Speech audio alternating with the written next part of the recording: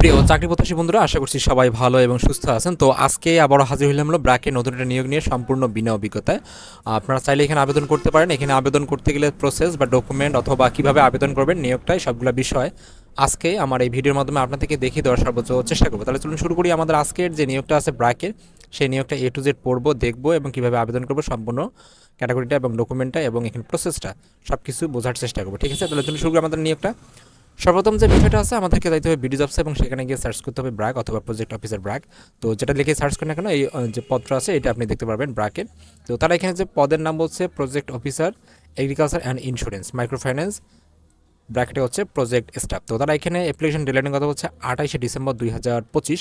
তো এখানে তারা ভ্যাকেন্সির কথা উল্লেখ করেন অসংখ্য পদে, অর্থাৎ তাদের ঠিক যতগুলো প্রয়োজন ততগুলো নিয়ে নেবে। বাংলাদেশের যে কোনো স্থানে চাকরি করার মন মানসিকতা সেটা কিন্তু আপনাকে থাকতে হবে। এবং তারা এখানে প্রথমে বলছে 1 বছরের অভিজ্ঞতা লাগবে এবং তারা পরবর্তী বলছে যারা ফ্রেশার আছেন, fresher are also encourage to apply যারা আছেন তারাও কিন্তু আবেদন করতে পারবে। যাদের কোনো অভিজ্ঞতা নেই, কিছুই নেই, তারা এখানে আবেদন করতে পারবেন। তো এডুকেশন যেহেতু আছে, এখানে আপনার ডিগ্রি পাস করলে আপনি অথবা অনার্স পাস করলে আপনি এখানে আবেদন করতে পারবেন, অথবা যারা ডিপ্লোমা পাস করছেন এসএসসির পরে ডিপ্লোমা, তারাও কিন্তু এখানে আবেদন করতে পারবেন।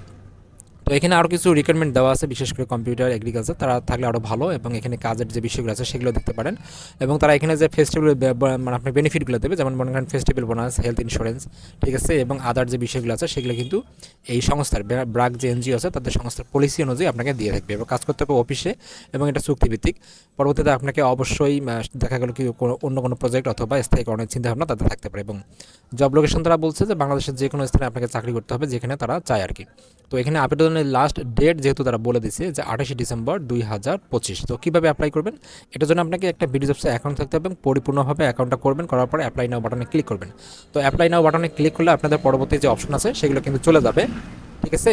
এবং তারপরে আপনারা আসলে এখানে ওকে, তো এখানে আসার পর আপনার জাস্ট এখানে একটা আপনার স্যালারি দিয়ে দেবেন, আপনি কত চাচ্ছেন আছে এক্সপেক্টেড স্যালারি।